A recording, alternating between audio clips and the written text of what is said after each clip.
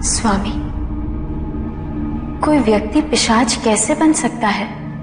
जब मन की वृत्तियां यदा कदा अनियंत्रित होकर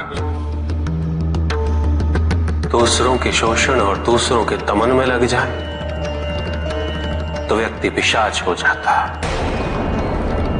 पिशाच को स्वयं पर भी नियंत्रण नहीं रहता है।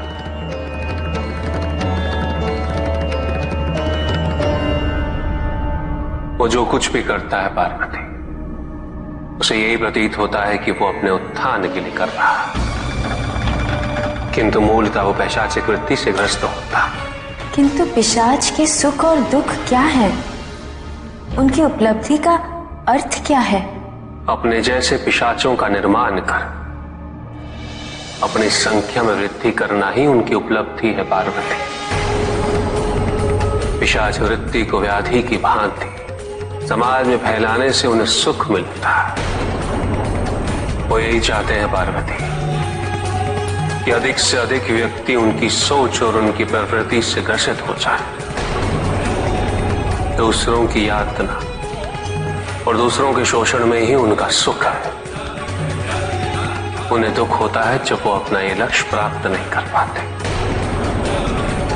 जब वो अपनी शक्तियों से किसी व्यक्ति को प्रभावित नहीं कर पाते। किंतु ऐसे व्यक्ति कौन है स्वामी? परम योगी, परम सत्यवादी, परम निर्लोभी, परम आत्म संयम। इन सब पर पैशाचिक वृत्तियों का कोई प्रभाव नहीं पड़ता। जो शुभता का स्रोत है उन पर भी इनका कोई प्रभाव नहीं पड़ता। इनकी परिणति ये है कि ये अपनी पैशाचिक वृत्तियों से मुक्त हो या इनका समूल नाश हो, क्योंकि ऐसी वृत्ति से ग्रसित व्यक्ति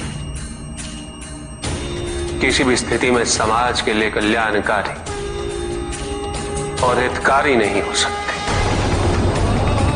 अब ये गुरु शिव भक्त और उसे ये ज्ञात कैसे हो? दूसरों की उपलब्धि से जिस दिन तुम्हारा मन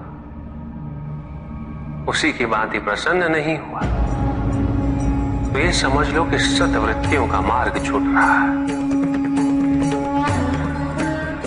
जिस दिन दूसरों की उन्नति देखकर तुम्हारा मन स्वयं प्रफुल्लित होना ही बंद हो जाए, ये समझ लो कि तुम्हारे मन में पैशाचिक वृत्तियों का निवास आरंभ हो चुका है।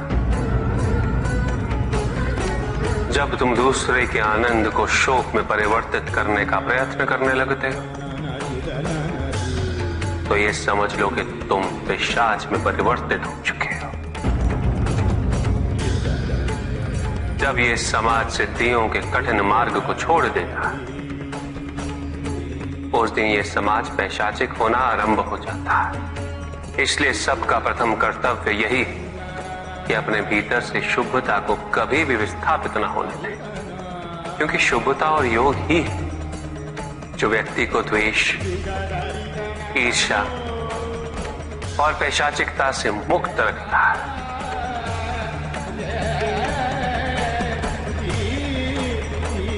हर हर